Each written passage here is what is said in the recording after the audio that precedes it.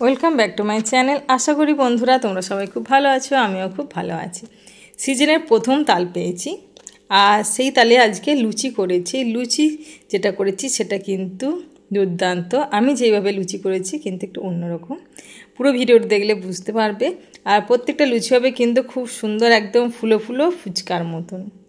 আমি প্রথমে তালটা থেকে পাল্পটা বার করে নিয়েছি বা শাঁসটা বের করে নিয়েছি। নেওয়ার পর চলো, সামনেই তো জন্মাষ্টমী, আর জন্মাষ্টমীতে আমরা শ্রীকৃষ্ণকে অনেক কিছু দিই, তার মধ্যে তালের তো লুচি থাকবেই। দেখো কাঁচা তাল নিয়েছি, তালের মধ্যে আমি গুড় দিচ্ছি।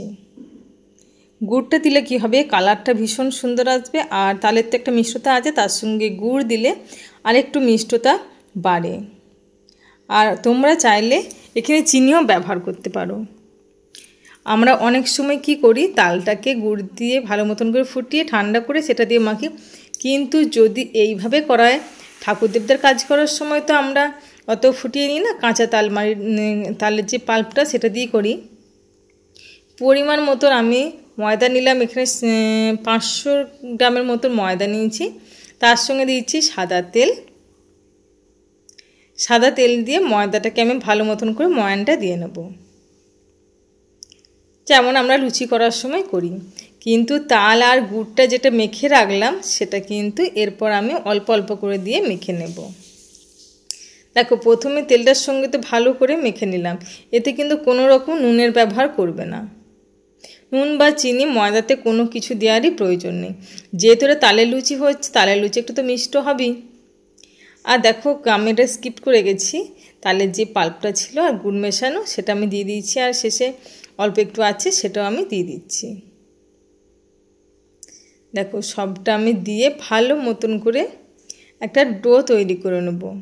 এইভাবে তালের লুচি করে একবার দেখবে, প্রত্যেকটা কিন্তু দারুণ ফুলবে, একদম ফুচকার মতন। দেখো আমার ময়দাটা মাখা হয়ে গেছে, হাতে একটু অল্প তেল নিয়ে আমি ওর উপরে লাগিয়ে দেবো। তার আগে দেখো ময়দাটাকে আমি এইরকম ভাব করে নিচ্ছি যাতে খুব ভালো মাখা যায়।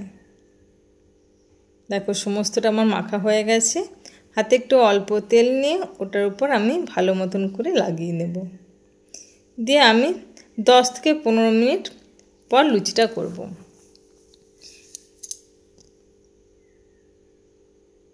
আর ঠাকুরের জিনিস যেহেতু, আমরা তো রেগুলার বাসনে করতে পারবো না, ঠাকুরের বাসন দিয়ে করতে হবে।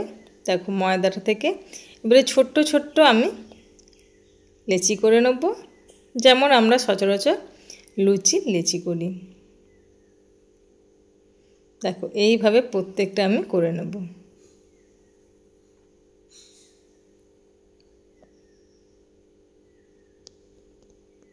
তালের লুচি খেতে বা তালের সিজনে তালের জিনিস খেতে কে কে ভালোবাসো প্লিজ কমেন্টে জানাবে।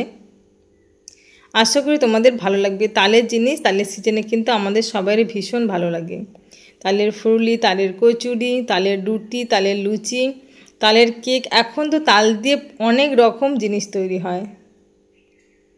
দেখো লিচিগুলো করে নিয়েছি, এবারে চলো একটা একটা বেলে নেব। দেখবে লুচি বিশেষ করে পাথরের চাকিতে কিন্তু খুব ভালো বেলা যায়। কাঠের হলে তেল দিতে হয়, কিন্তু পাথরের চাকিতে বেললে কিন্তু কোনো রকম তেল দিতে হয় না। সেই জন্য আমি এই পাথরের চাকিটা কিন্তু ব্যবহার করি লুচি করার সময়। আর যখন আমি রুটি করি কাঠের চাকিতে রুটি বেলি, তাতে আমার খুব সুবিধা হয় মনে হয়। তোমাদের কার কোনটাতে বেললে সুবিধা হয় প্লিজ আমাকে কমেন্ট করে জানাবে।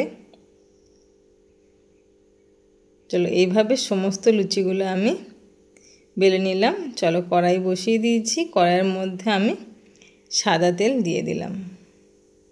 এটা রিফাইন্ড অয়েল আমরা ব্যবহার করি।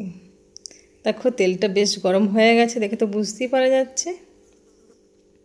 এবারে একটা একটা করে লুচি আমি ভেজে নেব। দেখো প্রত্যেকটা লুচি কিন্তু খুব সুন্দর গোল গোল হয়ে ফুলবে, আর লুচিগুলোর ভেতরটাও কিন্তু দারুণ সুন্দর নরম।